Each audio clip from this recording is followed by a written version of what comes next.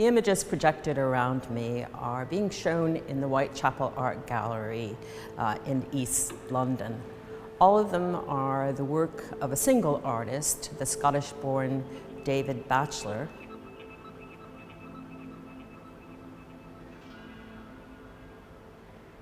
Batchelor's title, Found Monochromes, speaks to the central thing that all of these works have in common.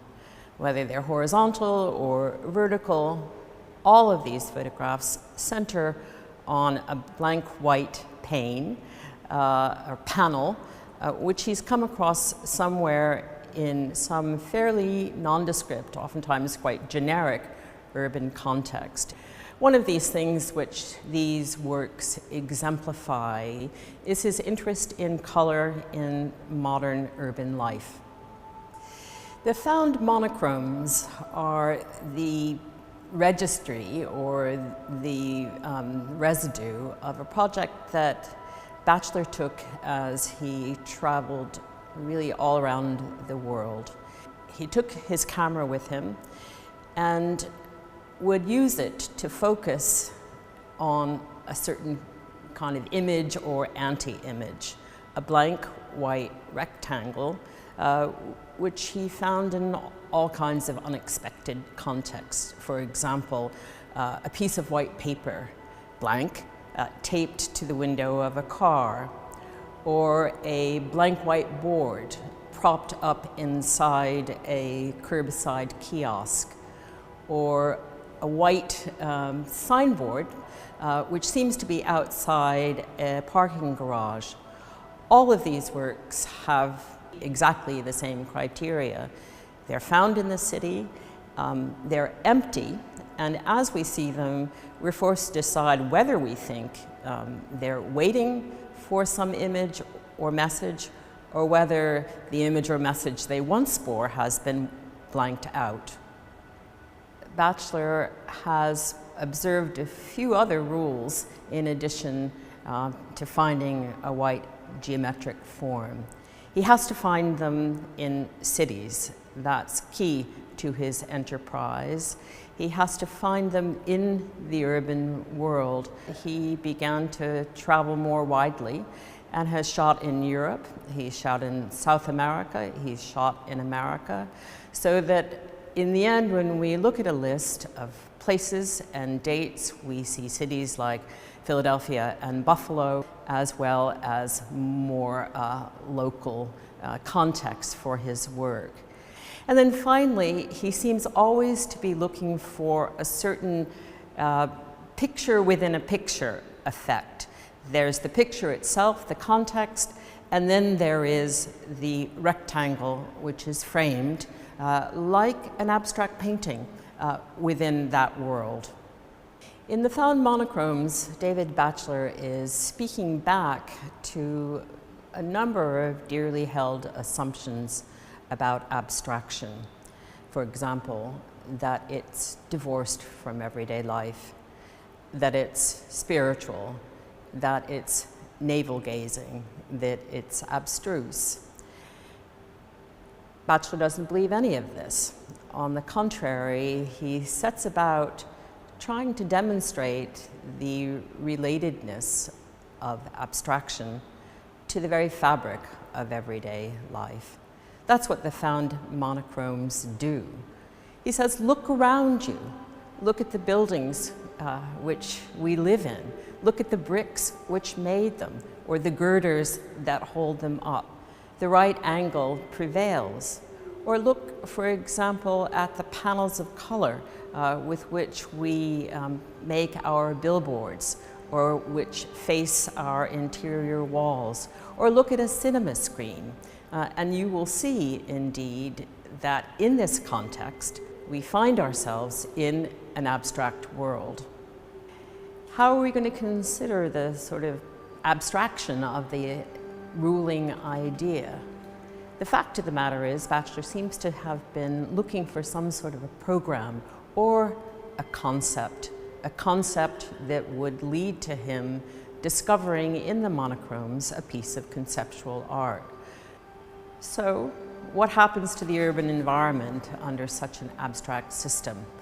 The work ends up going back to its initial concreteness, I think. It goes back to it in the kind of confrontation that it stages, this time for the viewer, not for Bachelor anymore, but for the viewer with real conditions and real experiences that relate so strongly to what we ourselves might see in the urban world. What do its blanks and gaps show us? What happens to our minds as we make our way around the world?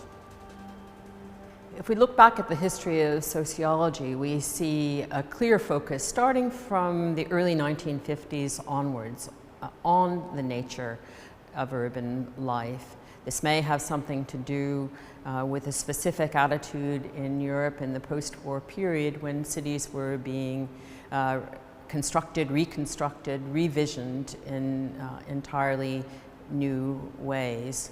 It was particularly in France that these questions came up in the work of one particular sociologist, Paul Chambard-Delao.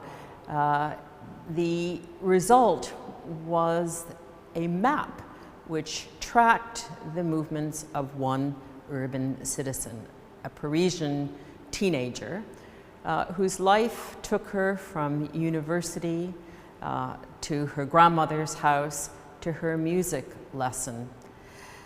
Sociologists mapped these movements, and the result was a noticeably consistent story of how one person experiences the world.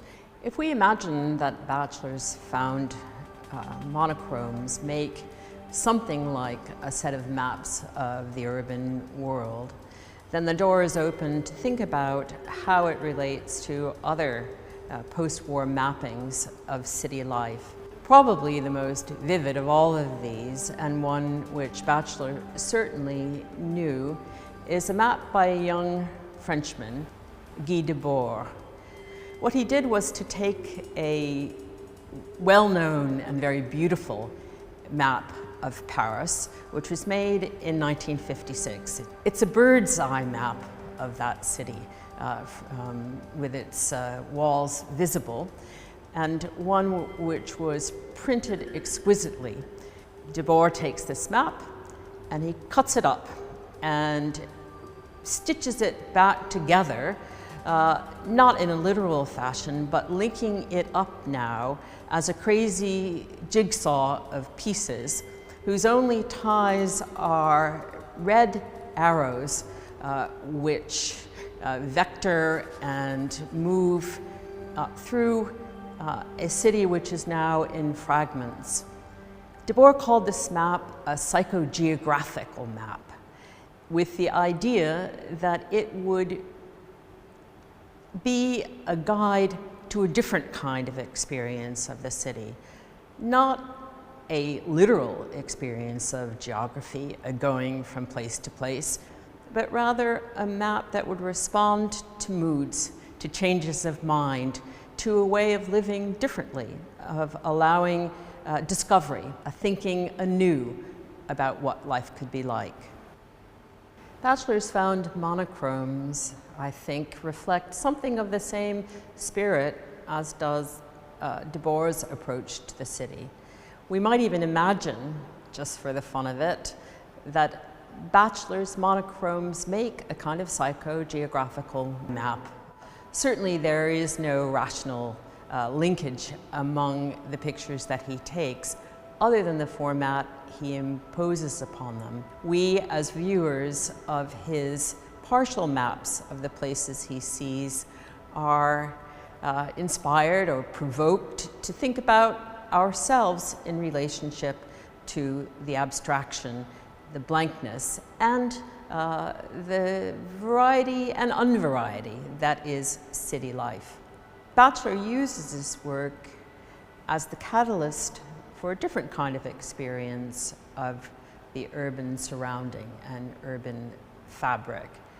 Say we were to focus on any one of these spaces. Say we were to imagine them as providing a window onto some other kind of experience within the world. Would we see a better place? Would we see a more expansive experience? Would we see possibilities that we're only beginning to imagine? Possibilities, I mean, of course, in ways to live. Or, and the opposite is equally possible, is there nothing to see, really?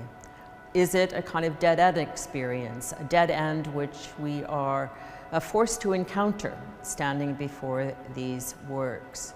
We all know that modern life seems to offer both. We're not always sure whether it offers such experiences, such double possibilities to all people equally.